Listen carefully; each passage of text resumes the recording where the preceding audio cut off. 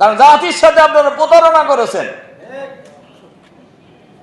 তার মানে গণভোটের এই রায় যে আপনারা মানবেন না, এটা আপনাদের আগেই আপনাদের চিন্তা ছিল। ফ্যাসিবাদী কায়দায় বাংলাদেশে যদি কেউ দেশ পরিচালনা করার স্বপ্ন দেখেন, অতীতের ফ্যাসিবাদী সরকারের বিদায় যেভাবে হয়েছে আপনাদের বিদায় সেভাবেই হবে। সবাই বুঝে শুনে ভোট দিয়েছে। যারা জীবন দেওয়ার জন্য রাজপথে নেমেছে, ফ্যাসিবাদকে বিদায় করেছে, ওরা কি না বুঝে বিদায় রাজপথে নেমেছে? বুঝে শুনেই রাজপথে নেমেছে। আবার আর একজন খুব পাওয়ারফুল মন্ত্রী, সব মন্ত্রণালয় প্রক্সি দেয়, তিনি বলছেন যে আমরা একটু অভিনয় করছি। পার্লামেন্টে বলছে, আপনি অবাক হয়ে যাবেন যে আমরা নির্বাচন আদায় করার জন্য আমরা একটু অভিনয় করি, আর গণভোটের জন্য আমরা রাজি হয়েছি। তাদেরকে কি বলা যাবে বলেন তো দেখি?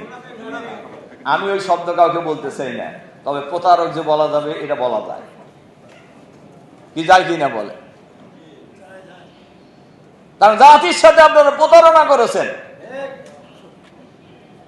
তার মানে গণভোটের এই রায় যে আপনারা মানবেন না, এটা আপনাদের আগেই আপনাদের চিন্তা ছিল। গণভোটের পক্ষে ভোট চায়নি, তারা হার পক্ষে চেয়েছে। এই গণভোট বাতিল করে দেওয়া হয়েছে সংখ্যাগরিষ্ঠতার জন্য। খুন অধ্যাদেশ জারি করা হয়েছিল, এটা বাতিল করা হয়েছে। মানবাধিকার কমিশন অধ্যাদেশ বাতিল করা হয়েছে। স্বাধীন দুর্নীতি দমন কমিশন অধ্যাদেশ বাতিল করা হয়েছে। সুপ্রিম কোর্টের স্বাধীন সচিবালয়, যেটা সবার দাবি ছিল, এটাও বাতিল করা হয়েছে। কেন এগুলো বাতিল করলেন কেন? তার মানে সরকার আবার আগের সরকারের মতো ফ্যাসিবাদী কায়দায় দেশ পরিচালনা করতে চায়। আমি এর আগেও অনেক জনসভায় বলছি, ফ্যাসিবাদী কায়দায় বাংলাদেশে যদি কেউ দেশ পরিচালনা করার স্বপ্ন দেখেন, অতীতের ফ্যাসিবাদী সরকারের বিদায় যেভাবে হয়েছে আপনাদের বিদায় সেভাবেই হবে। এটা কেউ ঠেকাইতে পারবে না। বাংলাদেশের জনগণ অলওয়েজ, সব সময় অন্যায়ের বিরুদ্ধে, অসত্যের বিরুদ্ধে সময় মতো মাঠে নেমেছে। কাজেই এবারও নামবে। কাজেই আমাদের নেতা, বিরোধী দলীয় নেতা বলছেন আর একটা বিপ্লবের জন্য প্রস্তুতি নিতে হবে। কাজেই বাংলাদেশের মানুষ যারা জুলাই বিপ্লব করেছে তারা এখনো বেঁচে আছে।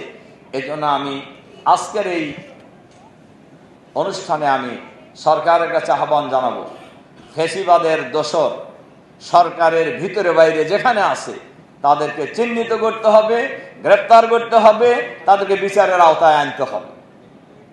2, ফ্যাসিবাদের যিনি মূল নায়িকা, প্রধান খুনি, তার সহ বেশ কিছু নেতার রায় ইতিমধ্যেই ট্রাইব্যুনালে মৃত্যুদণ্ড ঘোষণা করেছে। এই রায় কার্যকর উদ্যোগ নিতে হবে, তাদেরকে দেশে ফিরে আনতে হবে।